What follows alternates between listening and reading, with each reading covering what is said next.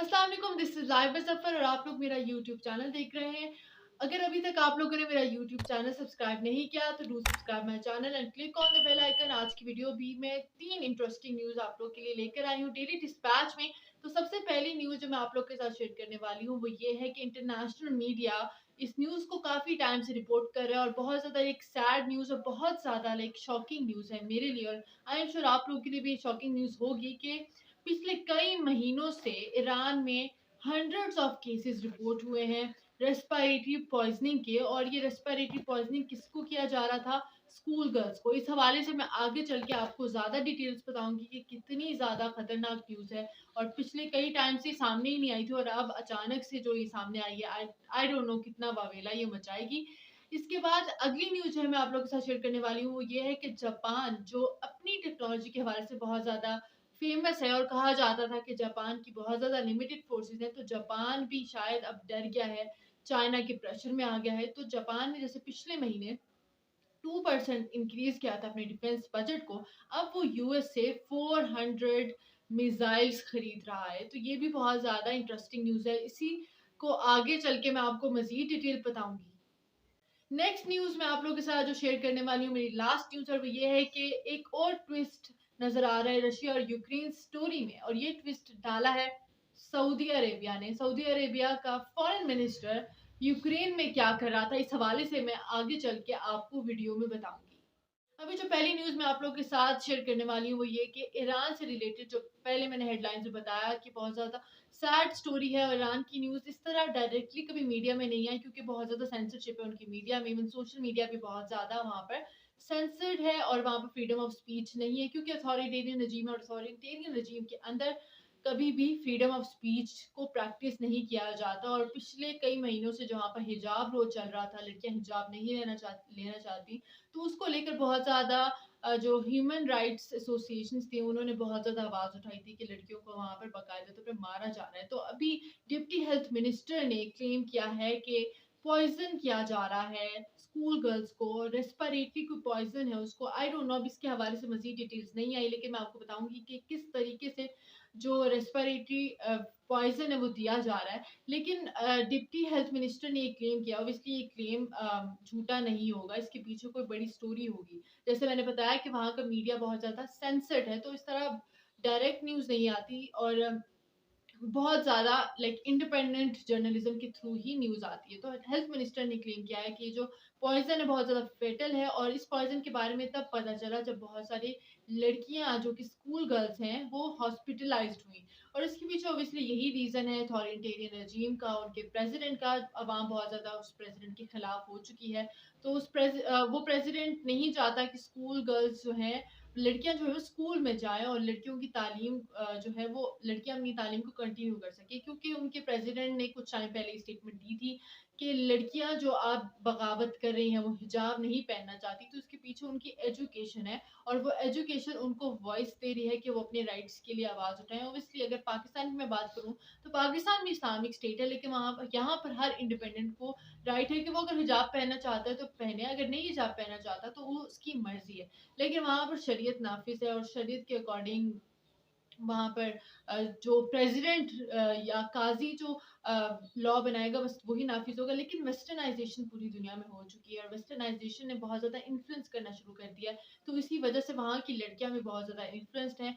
पिछले महीने एक और इसी से रिलेटेड न्यूज़ सामने आई थी कि वहाँ की जो इंटरनेशनल लेवल की चेस प्लेयर है उसको इसी सूरत में इजाज़त दी गई थी कि अगर वो हिजाब पहनकर चेस का चेस के टूर्नामेंट में जाएगी तो उसको इजाज़त दी जाएगी। लेकिन उस प्लेयर ने कह दिया था कि मैं हिजाब पहन के नहीं जाऊँगी और हिजाब के बगैर जाके मैच खेलूँगी। आई डोंट नो ये इसके पीछे क्या रीज़न था, लेकिन लड़कियाँ बहुत ज़्यादा प्रोटेस्ट कर रही हैं कि वो हिजाब नहीं पहनना चाहती और उसके बाद उनको बहुत ज़्यादा मार-पीट भी किया गया क्योंकि वहाँ की एक मोरालिटी पुलिस है वो बहुत ज़्यादा स्ट्रिक्ट है। तो लड़की तो चली गई थी मैच खेलने, लेकिन उसके बाद उसने यूएन से सपोर्ट हासिल की और फिर यूएन ने उसको सपोर्ट दी और अब वो लड़की वापस नहीं आ सकी क्योंकि उसको डेथ के थ्रेट्स दिए गए थे कि अगर वो हिजाब नहीं पहनेगी और मैच टूर्नामेंट में पार्टिसिपेट करेगी तो फिर उसकी डेड बॉडी ही वापस आएगी।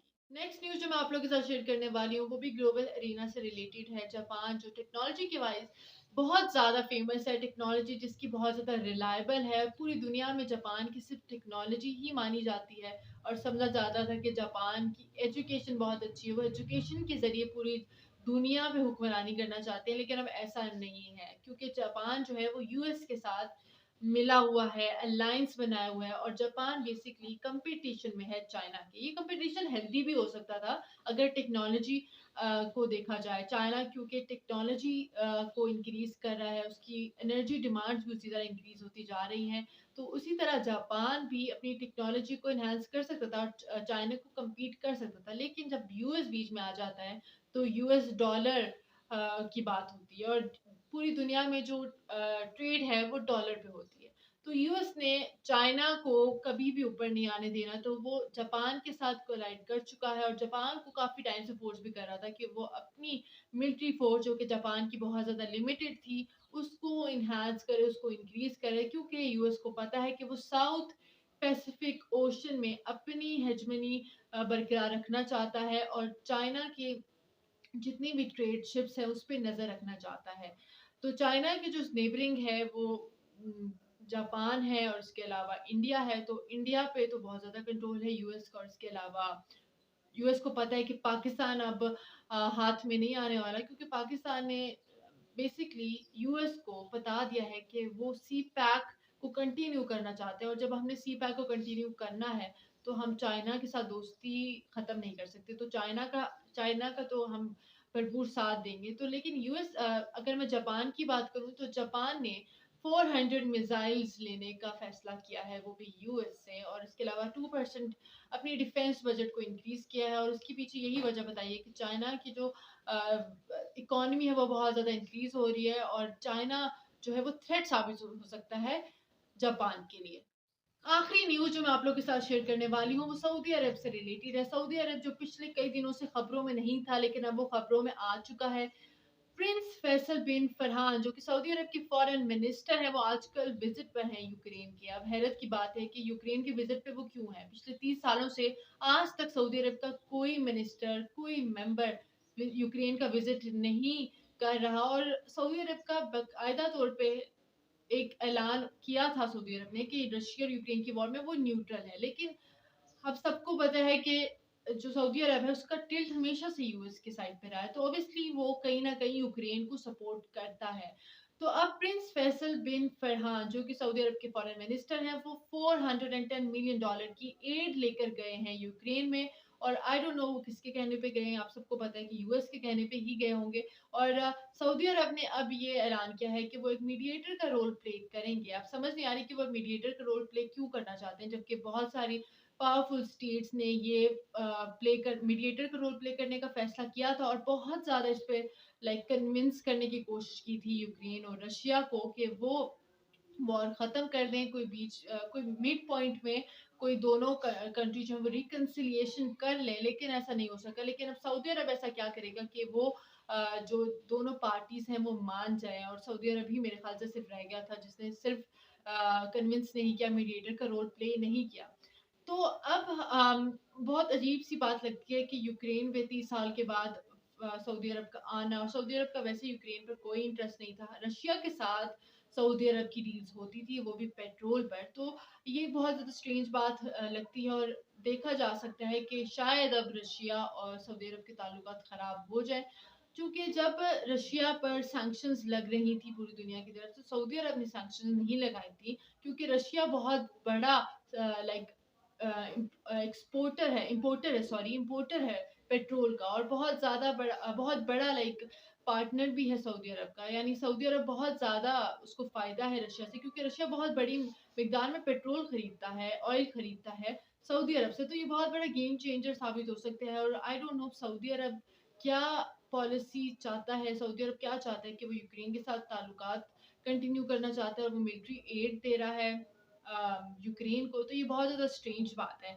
मेरे चैनल को सब्सक्राइब करें और मैं इस तरह की वीडियोस मज़ीद बनाऊँगी, जितनी भी इंटरेस्टिंग न्यूज़ मुझे रोज़ मिलती है, तो मैं ज़रूर आप लोगों के साथ शेयर करूँगी। तो मेरे चैनल को ज़रूर सब्सक्राइब करें और लाइक करें और इस वीडियो को ज़रूर शेयर करें।